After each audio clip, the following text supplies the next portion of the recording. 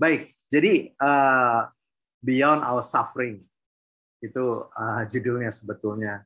Penderitaan. Berbicara mengenai penderitaan, kita semua pernah atau saat ini mungkin kita sedang mengalami penderitaan yang berbeda-beda. Dan memang selama kita masih hidup, kita mengalami penderitaan. Kita akan bersama-sama dengan penderitaan.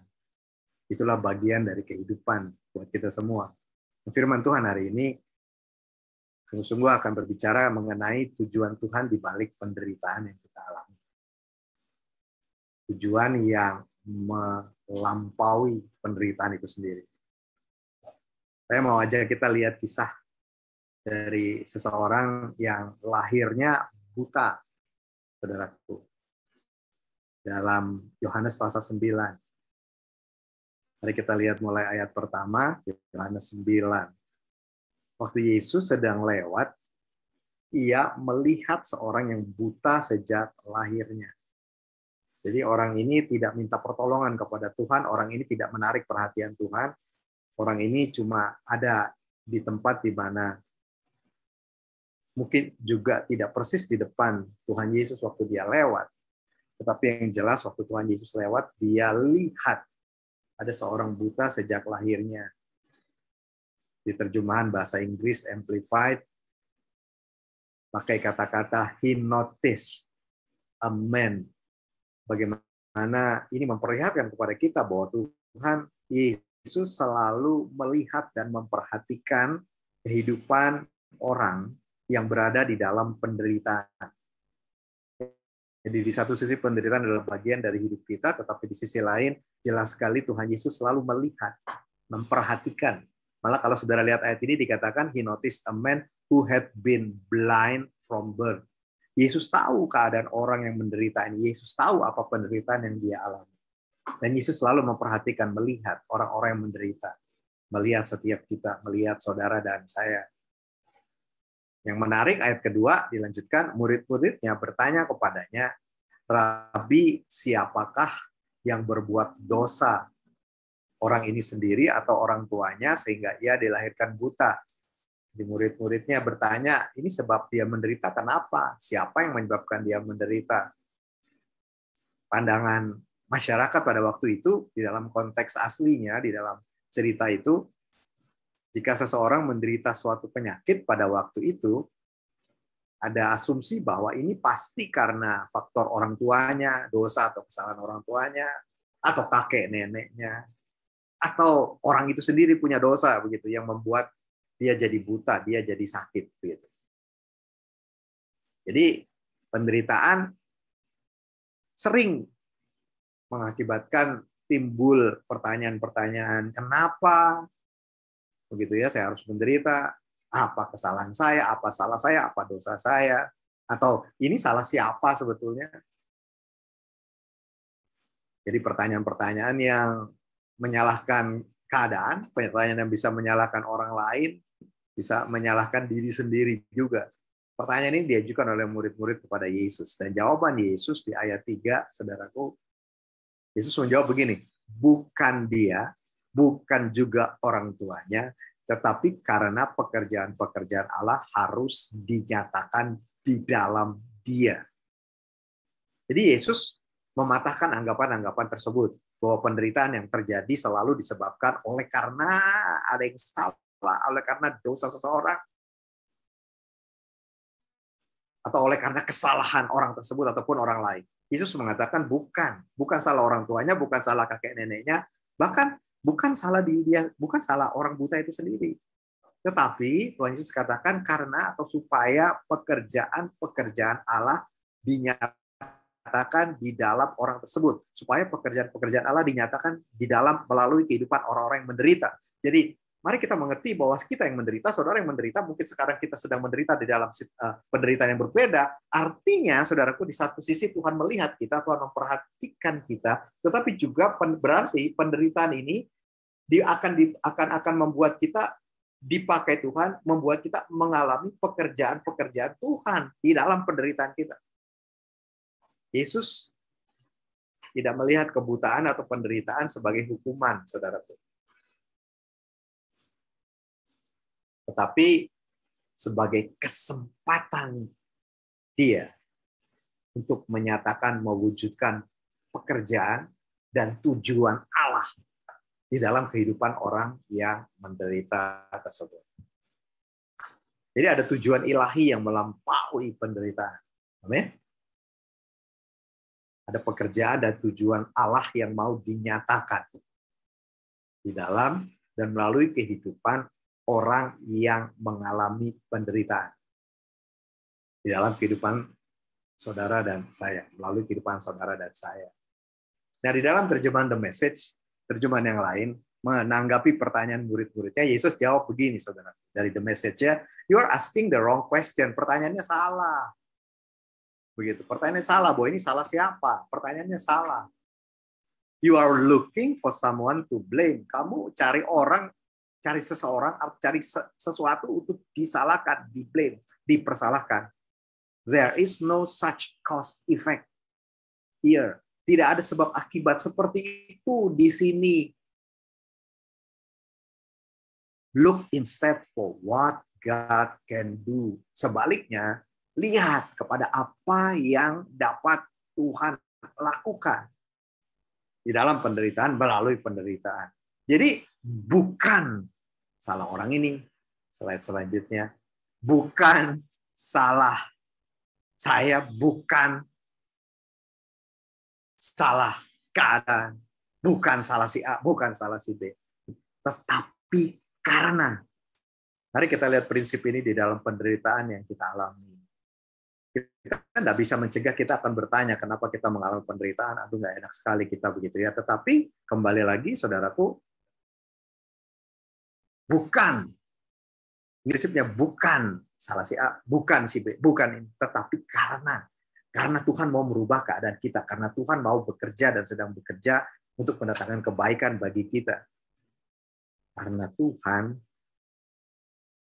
mau mengintervensi hidup kita melalui penderitaan kita.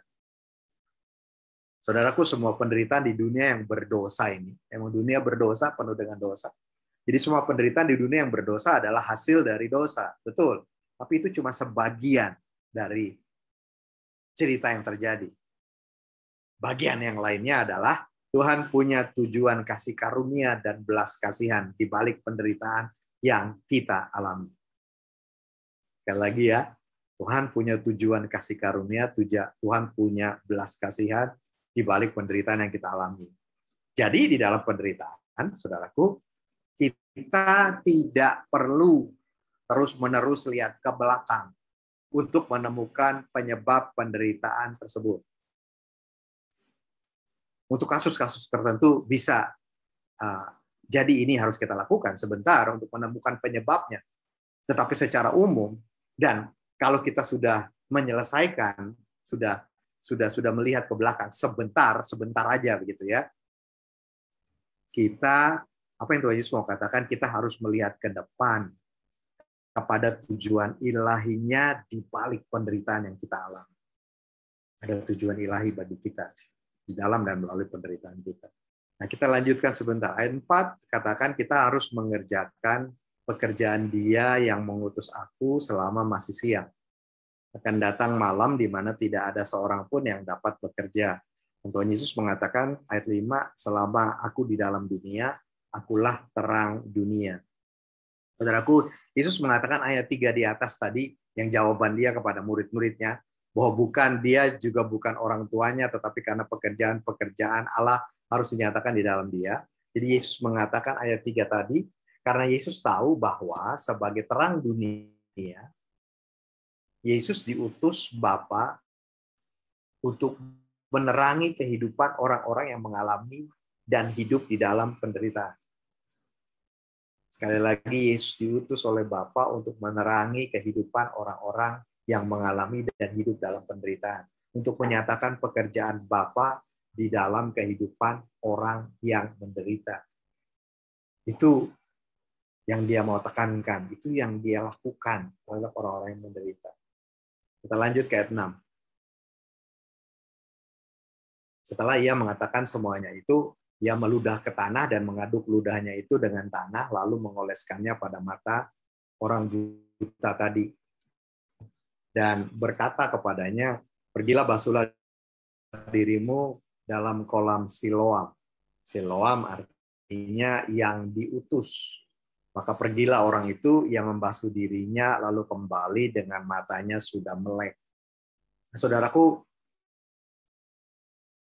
memperlakukan masing-masing orang secara berbeda, sesuai dengan kondisi, sesuai dengan kebutuhan orang tersebut.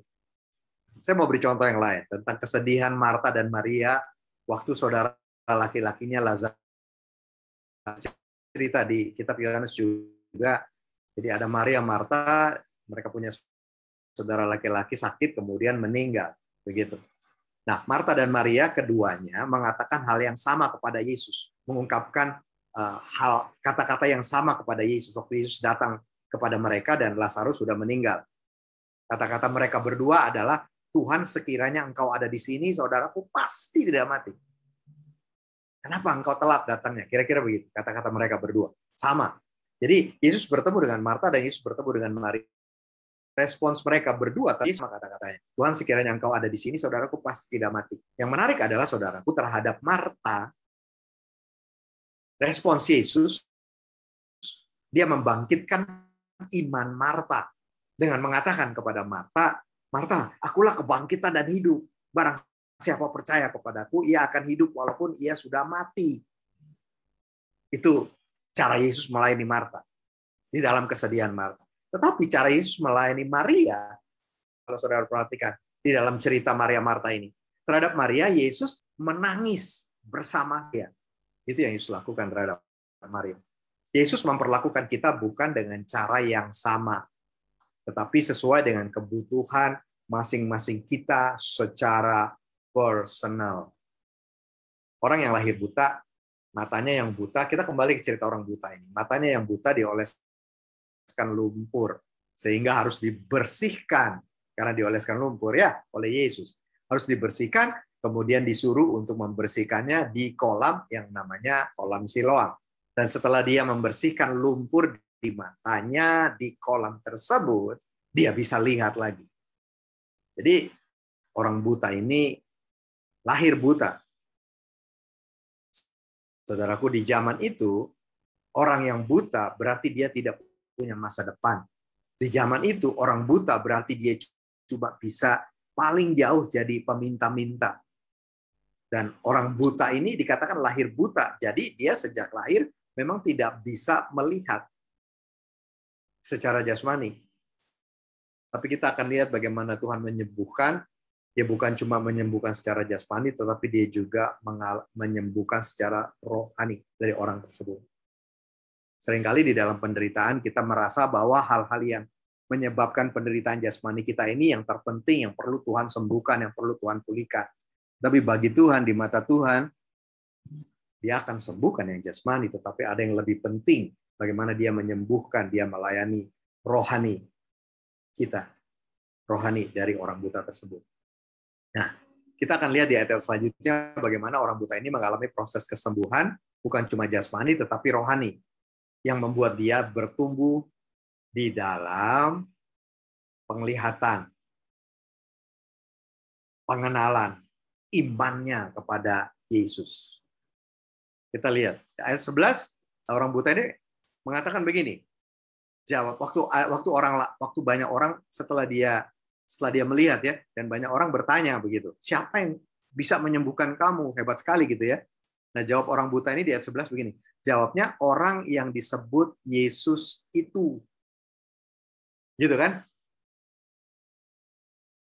Jadi di sini memperlihatkan bagaimana orang buta ini pertama-tama dia cuma kenal Yesus sebagai orang yang namanya Yesus, nggak lebih dari itu. Tetapi kemudian di ayat 17, waktu dia ada pertanyaan lagi mengenal itu, jawabannya berubah, berbeda, bertumbuh dia secara rohani. Di ayat 17 jawab dia begini waktu dia ditanya lagi. Waktu kata mereka pula, kata orang banyak kepada orang buta itu, dan engkau apakah katamu tentang dia karena ia telah memelekkan matamu? Gitu ya. Jawaban orang buta ini adalah ia adalah seorang nabi. Jadi bagi orang buta ini Yesus sekarang jadi nabi. Tadinya jadi seseorang biasa gitu ya. Nggak tahu lah, pokoknya orang yang namanya Yesus menyembuhkan saya. Tapi kemudian dia bertumbuh, dia katakan bahwa ini nabi yang menyembuhkan saya. Begitu. Dan kemudian di ayat 33, dia menjawabnya begini. Jikalau orang itu tidak datang dari Allah, ia tidak dapat berbuat apa-apa. Dia mengenal Yesus sekarang sebagai betul-betul orang yang datang dari Allah. Dan akibat kesaksian dia ini, saudaraku, dia diusir.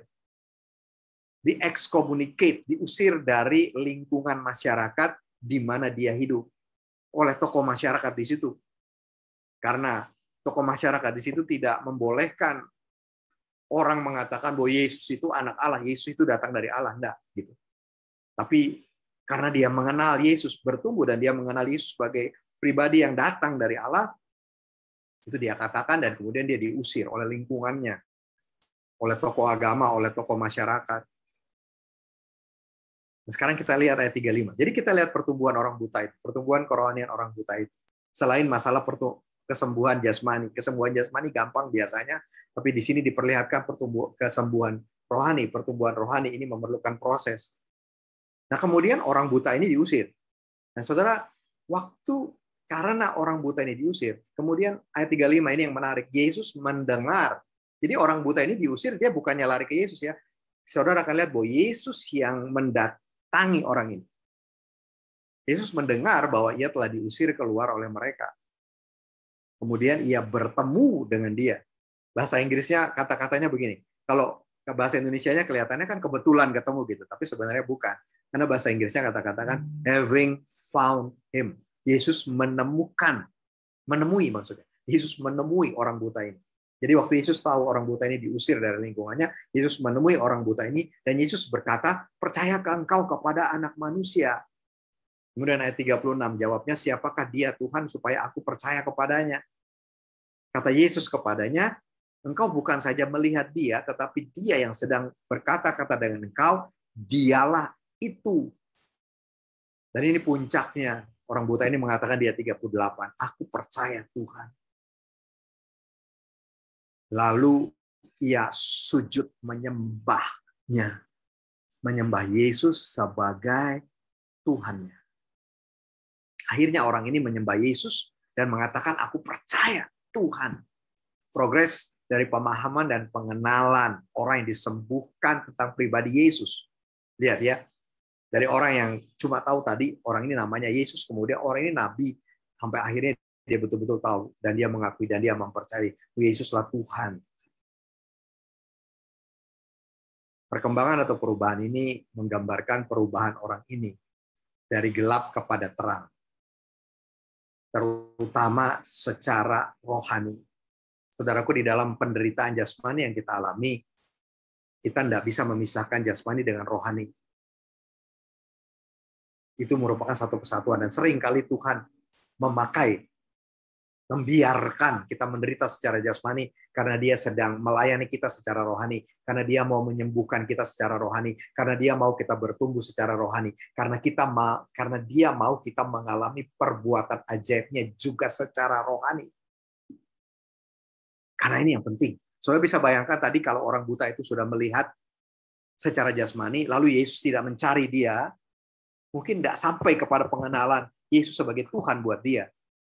Dan mungkin ya udah selesai. Yang penting dia bisa lihat sekarang. Tetapi tidak, Yesus tahu. Dan itu yang Yesus lakukan buat saya, bahwa penderitaan jasmani tidak bicara cuma mengenai hal jasmani, tetapi ada maksud di balik penderitaan jasmani ini.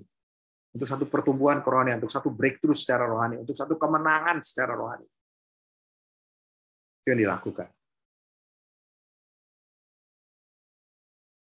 Yesus memperhatikan penderitaan, balik orang buta tadi ya, Yesus memperhatikan penderitaan orang buta ini, dan lebih dari sekedar memenuhi kebutuhan dan menerangi kehidupan jasmaninya, Yesus peduli, Yesus memenuhi kebutuhan dan menerangi kehidupan rohani orang ini.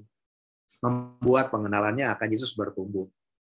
Seperti tadi saya katakan, Yesus mendatangi orang ini kembali dan menantangnya untuk melihat dan percaya kepadanya sebagai Tuhan dan Juru Selamat hidupnya. Karena setelah matanya dicelikan, bukan berarti orang ini tidak akan pernah mengalami penderitaan lagi. Tetapi tidak peduli penderitaan apa yang akan ada di depan, orang ini tahu bahwa apapun yang akan terjadi di depan, Yesus selalu adalah Tuhan dan Juru Selamat hidupku. Ayat 39, kata Yesus, aku datang ke dalam dunia untuk menghakimi, supaya barang siapa yang tidak melihat dapat melihat, dan supaya barang siapa yang dapat melihat menjadi buta. Saudara, perikop ini, cerita ini, di dalam versi The Message, Alkitab bahasa Inggris The Message, diberi judul oleh The Message. Judulnya adalah True Blindness. Yang menyatakan bahwa kebutaan sesungguhnya adalah kebutaan rohani. Karena dari cerita ini jadi ironis sebenarnya, karena orang buta yang kelihatannya benar-benar buta, tapi ternyata dia bisa lihat secara rohani siapa Yesus. Tetapi orang-orang yang tidak buta, kelihatannya tidak buta di luar, ahli agama, ahli Taurat, pemimpin-pemimpin masyarakat, nggak buta di luar, tetapi mereka buta secara rohani dan mereka tidak bersedia disembuhkan secara rohani. Betapa pentingnya, saudara. Dan ini menjadi kunci di dalam menghadapi penderitaan kita. Kita bisa lihat secara rohani. Dan ini yang Tuhan mau lakukan. Bukan cuma buat orang buta ini, tetapi buat setiap kita. Bisa lihat secara rohani. Bisa lihat dari perspektif Tuhan setiap penderitaan yang kita alami. Sekali lagi, saudaraku, betapa pentingnya kita bisa lihat Yesus sebagai Tuhan dan Juru Selamat hidup kita senantiasa. Sebaliknya akan menjadi sangat tragis jika kita cuma bisa lihat secara jasmani, tapi kita buta secara rohani. Juga di dalam kehidupan, di dalam penderitaan yang saudara alami. Terlepas dari susahnya secara jasmani, sakitnya secara jasmani. Jangan biarkan mata kita dibatasi hanya kepada hal-hal jasmani. Karena Tuhan membuat kita bisa melihat secara rohani dari perspektif Tuhan juga. Kembali ke cerita ini. Di ayat 4 tadi Yesus mengatakan kita harus mengerjakan pekerjaan Dia yang mengutus aku. Begitu ya, di ayat tadi di awal. Kita harus mengerjakan pekerjaan Dia yang diutus aku. Kemudian Yesus menyuruh orang buta ini untuk membersihkan matanya di kolam Siloam, kan? Kolam Siloam itu arti katanya adalah yang diutus. Jadi sama seperti Bapa mengutus Yesus, sebenarnya Yesus mengutus orang buta tersebut. Yesus mengutus orang buta tersebut untuk menyembah Dia. Yesus mengutus orang buta tersebut untuk bisa melihat dengan mata rohani. Dan Yesus mengutus orang buta tersebut untuk juga kemudian setelah dia bisa hidup dia bisa melihat dengan mata rohani untuk menyatakan pekerjaan Tuhan di dunia di mana dia hidup. Setelah bisa melihat Yesus dengan jelas secara rohani, orang ini bisa lihat dan hidupi tujuan hidupnya. Sekali lagi, judul khotbah kita Beyond Our Suffering. Melampaui penderitaan kita. Saudaraku, beyond our suffering. Melampaui penderitaan kita. Jadi jangan kita mengasihani diri di dalam penderitaan yang kita alami. Apapun juga itu. Entah karena COVID atau karena hal yang lain.